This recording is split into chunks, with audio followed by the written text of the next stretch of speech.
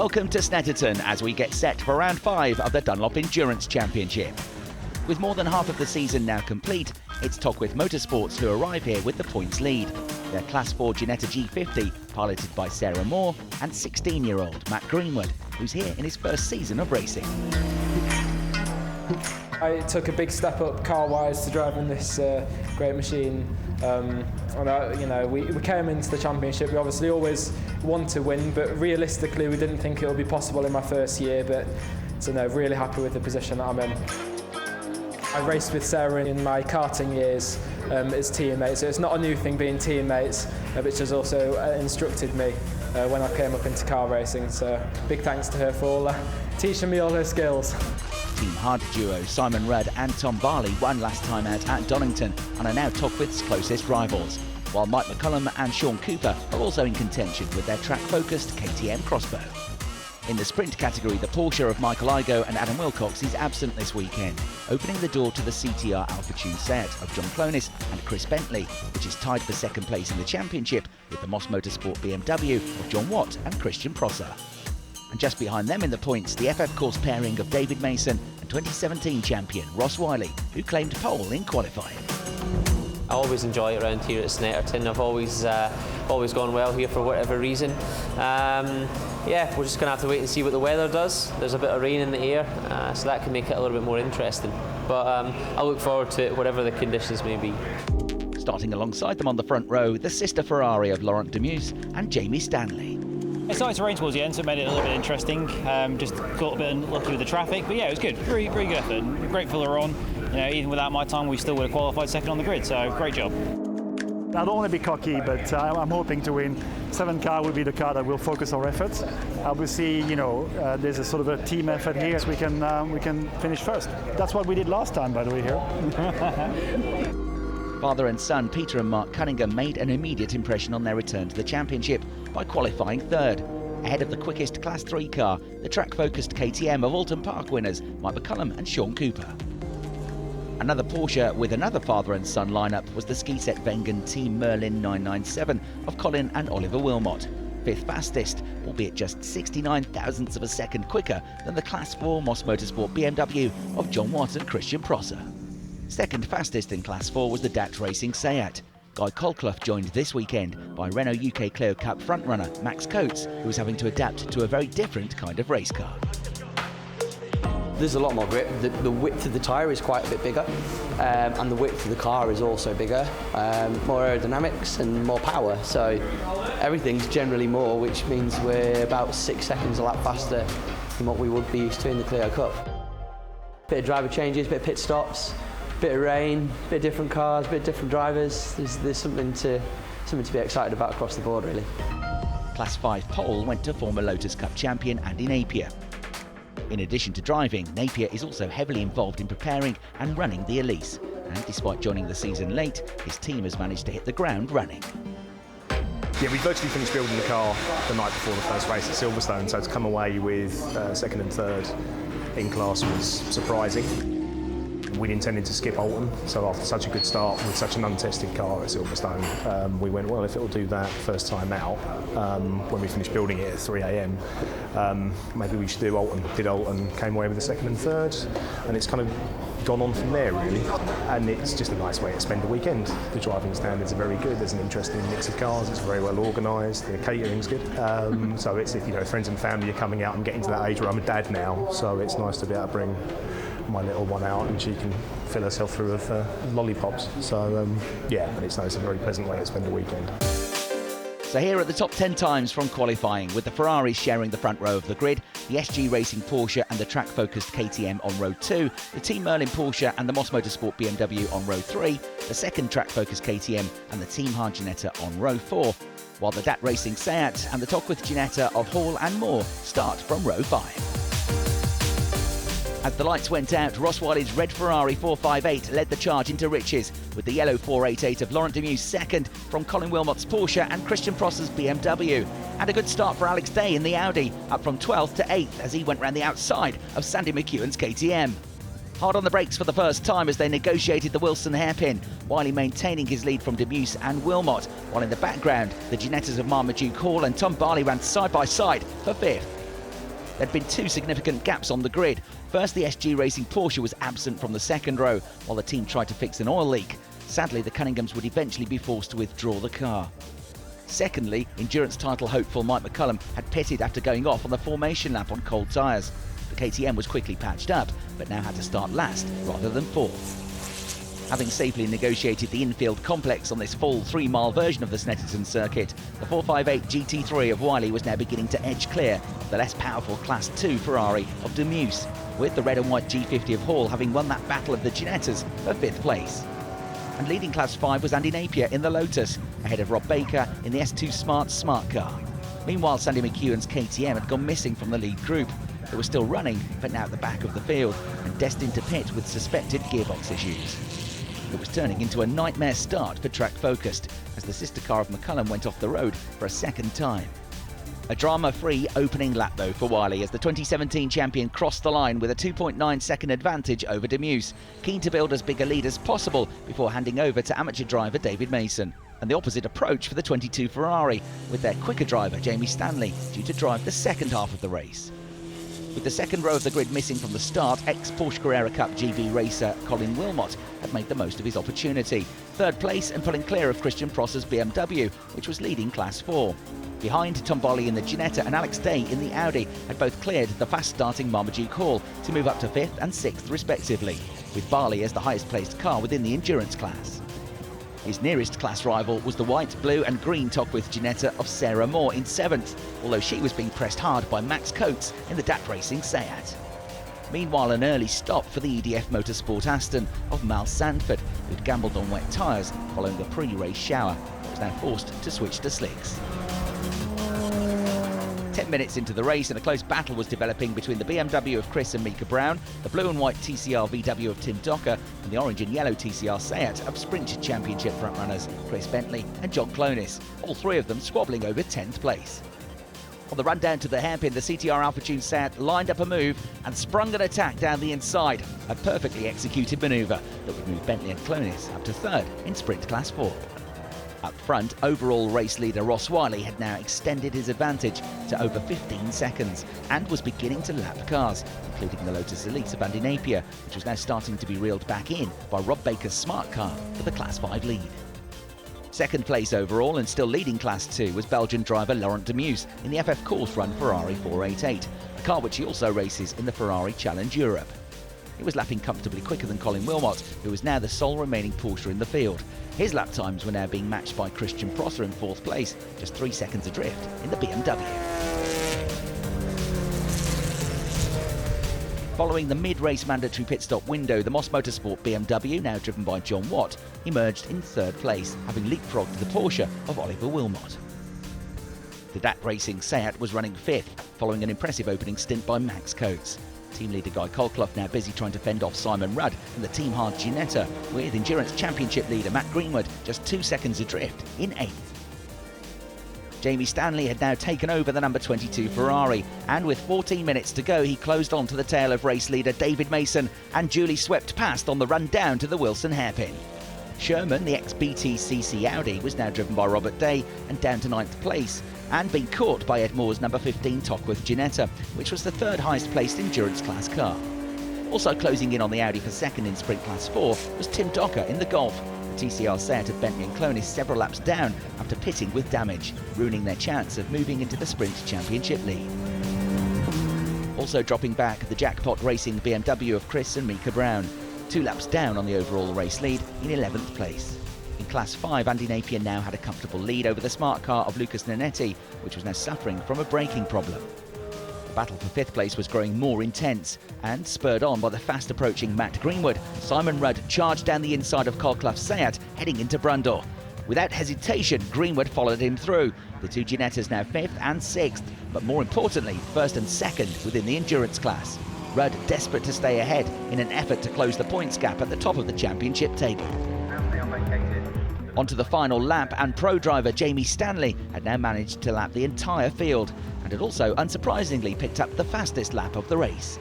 But there was some late race drama as Guy Colclough was sent spearing towards the barriers following contact with Ed Moore's Ginetta as they battled for 7th place. And it could barely have been tighter in the battle for the endurance class lead as Greenwood continued to harass Rudd drawing alongside him on the run through the bomb hole. Oblivious to all of this though, Stanley cruised to victory as the checkered flag waved to win the first race of the day and of course claim pole position for race 2. Confirmation of the result, with Mason holding on to second in the Ferrari despite a late charge from the BMW of Watt. The Wilmots with the season best 4th, while Rudd managed to fend off Greenwood for the endurance class win. Tim Docker moved up to 7th on the final lap as Ed Moore slowed following that collision with Guy Colclough. And a huge sigh of relief for Endurance Championship leaders Tockwith Motorsports. Matt Greenwood just making it to the finish line with a loose wheel. Let's hear now from our endurance class winners, Simon Rudd and Tom Barley. We quite quickly got up to P1 and then pulled a little bit of a lead, which was nice. And yeah, just a fantastic race, good for our championship chance. And just got to say a big thanks to IG.com and Engine Carbon Clean for getting me out in the car. Some of our other competitors had some problems, but Tom, as normal now at the start, got us a big gap. We've got the biggest penalty in the pit stop as well, so we had that to contend with. But my job was made a little bit easy from that, because we had such a big advantage from the first stint. Still had some good racing, but yeah, it was good. The teams were busy prepping the cars for the second race of the day, and in the case of DAT Racing, there was much repair work to do following the Seat's crash at the end of race 1. Meanwhile, Team Hard were replacing a broken drive shaft on the number 285 Ginetta of Angus Dudley and Sam Randon. And although it finished, the smart car of Rob Baker and Lucas Nanetti had suffered a braking issue for much of race 1. We got the pads down to the metal 2/3 of the way through the race, so I lost it a couple of times. Luckily we altered all the brake bias for when Lucas went out, and that cured it. Well, it enabled him to basically finish the race. Now we've got all new pads in ready for the next race. Co-driving this 350 brake horsepower pocket rocket is Lucas Nanetti. It's his second season in the championship, but the smart car is a very different proposition to the Ginetta that he raced in 2017. In the Ginetta you have flappy paddles, and in this it's a full-on H-box, and the power ratios and it's a lot smaller and a lot lighter, so it's very difficult to get used to it, but we've got used to it now and we're doing really well. I've gone from a rear wheel car back into a front wheel car, so it's been more of a learning curve for me as well as a racing driver and a developer, so it helps me out with my driving skills and helping develop the car. And so to the second race of the day. Another 50 minutes of on-track action for those teams entered into the Sprint Championship, but for those involved in the endurance category, a full 2 hours of racing lay ahead. The yellow race 1 winning FF Corse Ferrari led them away from pole, with Laurent De Meeus once again taking the start, but he was immediately outgunned by Wylie in the red GT3 version. Ollie Wilmot holding third in the Porsche, while Sarah Moore in the first of the Ginettas attacked Christian Prosser for 4th place. Heading into the Wilson hairpin for the first time, and De Meeus braked late, briefly closing back up to the race leader, only to run a bit deep into the apex. Behind the Porsche, Sarah Moore had made it past Christian Prosser's BMW for 4th, and so leading the endurance class from title rival Simon Rudd, just behind the BMW in 6th. In the battle for the least powerful cars of Class 5, the Rob Baker Lucas Nanetti smart car had already found a way past Andy Napier's Lotus. Meanwhile, the race leaders were about to leave the infield complex, whilst Wylie, the first to exit August, already some 3 seconds clear of De Meeus. Endurance Championship leader Sarah Moore was now right underneath the rear wing of Ollie Wilmot's Porsche and looking to pounce as they powered their way onto the Bentley Straight, the longest straight of any British racetrack. Back in Class 5, Andy Napier had brought the gap down to the smart car with a better run through the twisty infield section. By the end of lap 3, Wylie had extended his lead to 13 seconds, no doubt conscious of the fact that even the 38-second lead that he built up during his stint in race 1 hadn't given his teammate enough of a cushion to be able to fend off Jamie Stanley for the win. In turn, De Meeus was lapping around 5 seconds a lap quicker than the third place car as he crossed the line almost 15 seconds clear of the Skiset Wengen Porsche. Having fended off Sarah Moore's close attentions for the first couple of laps, Ollie Wilmot was now just beginning to pull clear of the Tockwith Motorsports Ginetta, who were looking to regain the points lost to Endurance Championship rivals Rudd and Barley in the day's opener. After finishing third in race 1, the Moss Motorsport BMW may have dropped a couple of positions to 5th, but Christian Prosser was comfortably leading Class 4. And up to 6th from 15th on the grid was the Dutch Racing Seat of Max Coates. And from the very back of the grid, Sam Randon was carving his way through the pack in the white Team Hard Ginetta, already up to 9th place and impressing in what was only his second weekend of Britcar endurance racing. Rob Baker continued to lead Andy Napier in Class 5, while the track-focused KTM of Ross McEwen was busy trying to catch everyone up, following an early race spin. By the time the race approached the half-hour mark, De Meeus was over a minute adrift of the flying Ross Wylie, giving pro driver Jamie Stanley a much greater deficit to try and claw back in his stint than had been the case in race 1. A strong stint from Oliver Wilmot meant that the Team Merlin-prepared Porsche 997 was still running third. But having eventually shaken off Sarah Moore, a new threat was looming. Multiple Clio Cup race winner Max Coates was now up to 4th place and leading Class 4 in the DAT Racing Seat. What's more, he was catching the Porsche to the tune of a second a lap. Coates had demoted Moore's Ginetta down to 5th place, while the Moss Motorsport BMW of Christian Prosser ran 6th and was busy putting a lap on the CTR Alpha Tune Seat. Still 7th was ex-saloon car racer Simon Rudd, but with Team Hard teammate Sam Randon bearing down upon him as he continued his charge through the field. With pit stops complete for the sprint class entries and their teammates watching on, we once again had a situation where Jamie Stanley was given the task of chasing down David Mason for the second half of the race. And with little more than 10 minutes remaining, the yellow Ferrari caught the red one. Stanley was on the throttle quicker coming out of Murray's and was poised to pick up the race lead as they powered up the centre straight. But while the sprinters were heading towards the conclusion of their race, the endurance competitors were not yet halfway through their extended 2-hour race and only now preparing for their driver changes. Back at Murray's, a spin for Ross McEwen in the KTM as the endurance class leader Sarah Moore came by, closely followed by Simon Rudd in second and Sam Randon in third. All 3 Ginettas covered by just 5 seconds. With no harm done other than a little time lost, McEwen quickly rejoined. Guy Colclough had followed up the excellent work of Max Coates by moving the Seat into 3rd place within the sprint category, though he would have to maintain focus to keep the fast-approaching Colin Wilmot at bay going into the last few laps of the race, with the Class 2 Porsche lapping 4 to 5 seconds a lap quicker than the touring car. For the second time today, though, Laurent De Meeus was about to celebrate a race victory as the Ferrari 488 negotiated Murray's for one final time and followed the 8th place Reflex Racing Audi onto the centre straight. It had been the perfect weekend for FF Corse, another 1-2 finish for their Ferraris. Colclough and Coates holding on for a deserved podium ahead of the Wilmot Porsche in 4th and the Watt and Prosser BMW in 5th. Tim Docker rounded out the top 6, while Baker and Nanetti comfortably won Class 5 in their Smart 4-4. Watt and Prosser moved back into the championship lead, with Mason and Wylie up to 2nd, just 1 point clear of Roberts and Alex Day. The grip was not as good actually to start with, and Ross did a great start. I was hoping to pass him on the first corner, but he was there. And then I had a steady progression, but the grip was the main problem for a while, and then it got better. I'm here as Laurent's coach and co-driver for this event. You know, I can't praise enough the job that he's done and the team has done to get him to this level, and we continue at Monza Ferrari Challenge. And there was an outstanding maiden podium and Class 4 win for Guy Colclough and Max Coates. It's very, very enjoyable for the second race. Max put me in a great position when he came in, and I was able to bring the car home. So, yeah, I'm absolutely thrilled after the incident on the first race. Absolutely thrilled. But it's all down to Max. He did a fantastic first stint, pumped in some really fast laps, and got the team in a great place. I had a really good time. To be honest, the lads at DAT Racing have done an incredible job just to get the car out, because, as you can see, we had quite considerable damage after the first race. So the first couple of laps were really just checking that the car was all right, and the pit stop, I think I said to Guy, it's a bit of a vibration, but don't worry, it'll be all right. And yeah, thankfully that didn't manifest itself into anything worse. Oh, the car ran well, didn't it? Yeah, it was good, really good.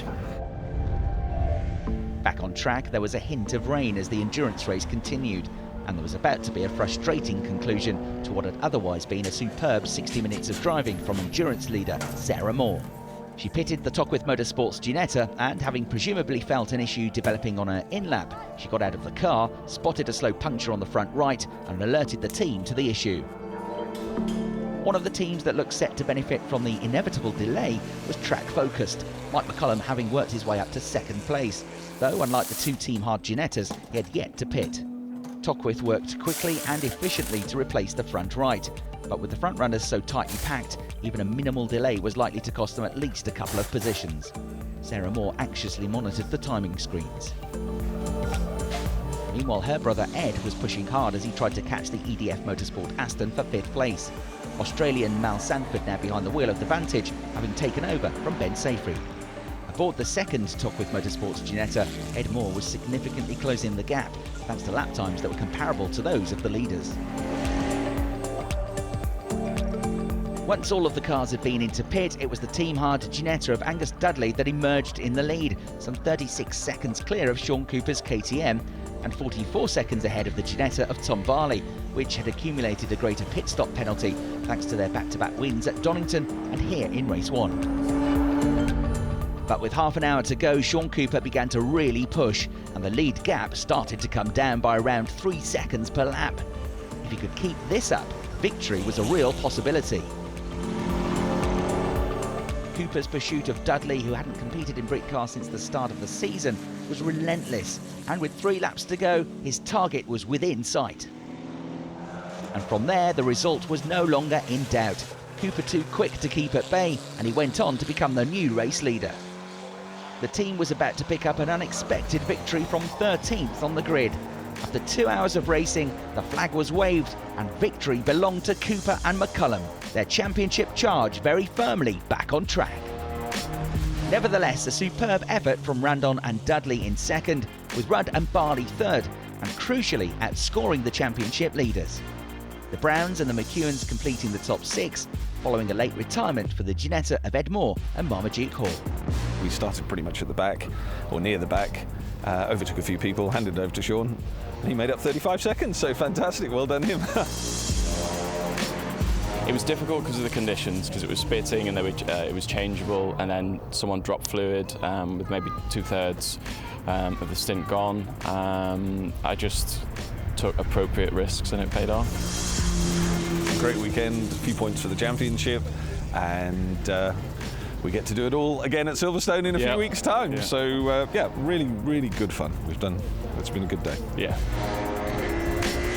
We're happy to come away with the podium. Like I said, it's not quite the result we'd hoped for, but you got to take the good with the bad, and you know, Angus did a great job to bring it home at the end of the day. Sam did an unbelievable job on that first lap. He got from, I think it was 18th all the way up to 10th on the first lap, and then carried on to build on that, and carried on all the way up to, she was like 4th, and then he pitted. So it was absolutely amazing. At the top of the standings, Rudd and Barley have now closed to within 12 points of Greenwood and Moore. McCollum and Cooper 20 points further back in 3rd place. Next time, the Dunlop Endurance Championship heads to Silverstone. We'll see you there.